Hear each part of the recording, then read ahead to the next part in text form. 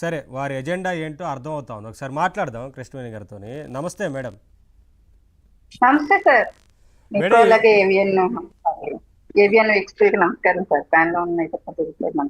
Yeah madam ఏం చెప్తారు? చాలా క్లియర్గా కూటమి ప్రభుత్వం ఒక సమన్వయంతో పార్టీలన్నీ ముందుకు వెళ్తున్నాయి.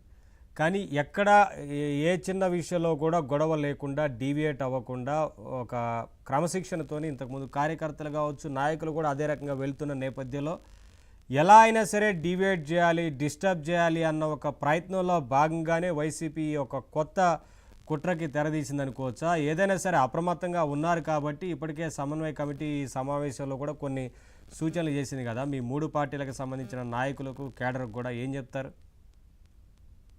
Sir, NDA social media coordination committee ఏదైతే నిర్ణయాన్ని ప్రకటించిందో, అంటే మిత్రపక్షాల మధ్య ఎటువంటి భేదాభిప్రాయాలు లేకుండా ఏదో ఫేక్ అకౌంట్లతో ఒక మిత్రపక్షాన్ని ఇంకొకరు క్రిటిసైజ్ చేస్తూ, ఒక రకంగా చెప్పాలంటే కించపరుస్తూ మాట్లాడటం. కానీ ఆ పోస్టులు కూడా ఫేక్ ఐడి ఇప్పుడు ఉందనుకోండి.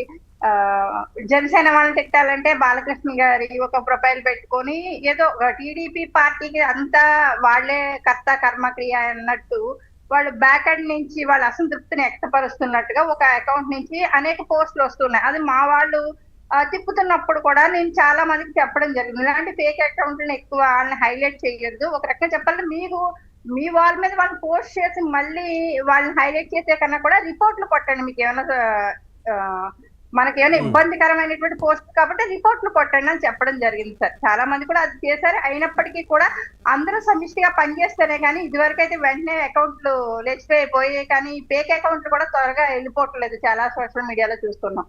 కానీ త్రివిక్రమ్ గారు ప్రొఫైల్ పెట్టుకుంటారు సార్ ట్విట్టర్ లో, పెట్టుకుని ఇక్కడ లోకేష్ గారిని లేకపోతే చంద్రబాబు నాయుడు గారిని తిడుతూ ఉంటారు. అంటే త్రివిక్రమ్ గారు అంటే జనసేనానికి ప్రాణమిత్రులు కాబట్టి, అంటే ఇలాంటి ఒక క్రిటికల్ సిచ్యువేషన్ మిత్రపక్షాల మీద క్రియేట్ చేస్తూ, అలాగే లేకపోతే కుటుంబ సభ్యుల్ని విమర్శించడం మనం, లేకపోతే ఇవన్నీ కూడా చేస్తుంది ఎవరన్నది కూడా వెనకాల నుంచి మనం పూర్తిగా పోస్టులు చూసినప్పుడు కూడా, అంటే మళ్ళీ వైసీపీని సపోర్ట్ చేస్తూ ఉంటారు వాళ్ళు. ఎక్కడికక్కడ వైసీపీ జగన్మోహన్ రెడ్డి అంత మేధావు లేరు అన్నట్టు చేస్తూ ఉంటారు. ఇవన్నీ గమనించినప్పుడు అది ఫేక్ అకౌంట్లు అంటే చాలా మందికి సోషల్ మీడియాలో ఐడెంటిఫై చేసిన వాళ్ళకి తెలుస్తుంది. కానీ కొంతమంది ఏంటంటే చూసిన వెంటనే ఇదేంటి మనం ఇంత మిత్రపక్షంగా ఉన్నాము, కానీ ఇక్కడ పవన్ కళ్యాణ్ గారిని తగ్గించి మాట్లాడుతున్నారు, చిరంజీవి గారిని తగ్గించి మాట్లాడుతున్నారు, వాళ్ళ కుటుంబ సభ్యుల మీద కూడా ఇలాంటి వ్యాఖ్యలు వచ్చినప్పుడు టీడీపీ పార్టీ ఎందుకు అక్కడ రెస్పాండ్ అవ్వట్లేదు అని అంటారు సార్. ఇంకొక విషయం,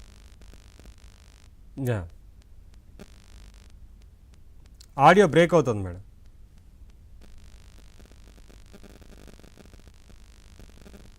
యా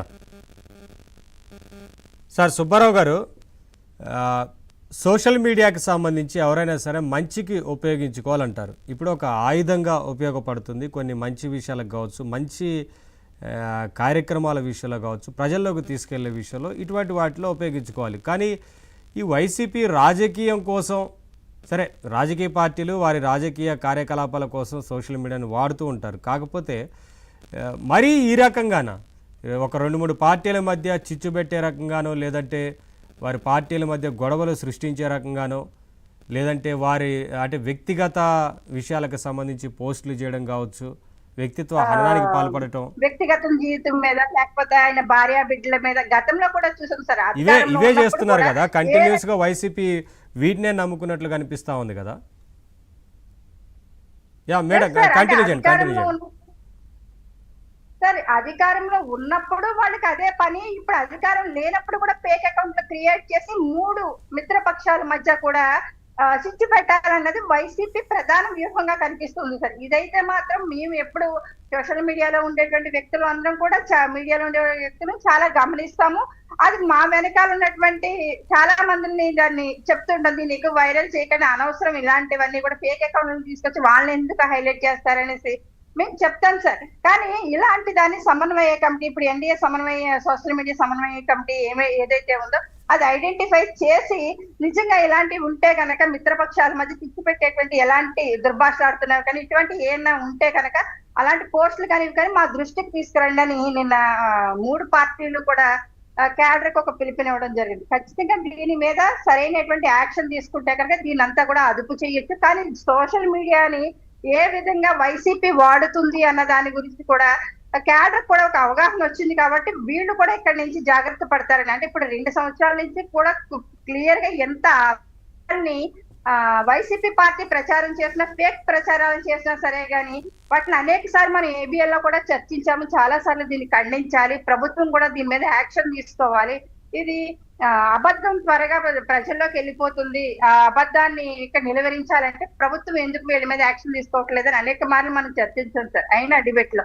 కానీ అయినప్పటికీ కూడా ఇప్పటికైనా సరే కానీ అది గుర్తించి ఇవాళ కూటమి ఎన్డీఏ కూటమి ప్రభుత్వంలో దీన్ని సమన్వయ కమిటీ ముందుకు తీసుకురావడం అన్నది, అలాగే క్యాడర్ కి ఒక దిశానిర్దేశం ఇవ్వడం అనేది మాత్రం శుభ సూచుకుంది సార్. ఇంకా విషయం ఏంటంటే వైసీపీ తన మన అనేటువంటి భేదం లేదు. ఎప్పుడు కూడా షర్మిల గారిని చూడొచ్చు, ఆ విజయమ్మ గారి మీద కూడా వాళ్ళే పోస్టులు పెట్టేస్తారు, అది కూటమి పార్టీల మీద నిందలేస్తుంటారు. భారతీ రెడ్డి గారి మీద ఒక పోస్ట్ పెట్టినందుకు టీడీపీ కార్యకర్తని, సోషల్ మీడియా కార్యకర్తని ఏ రకంగా ఆ రోజు కూటమి ప్రభుత్వం యాక్షన్ తీసుకుందో చూసారు. అంటే మన భువనేశ్వరం గారు కూడా మాట్లాడుతూ చెప్పారు, మీరు ఏమైనా రాజకీయాలు ఉంటే చేసుకోండి, రాజకీయాలు ఉంటే మాట్లాడుకోండి, కానీ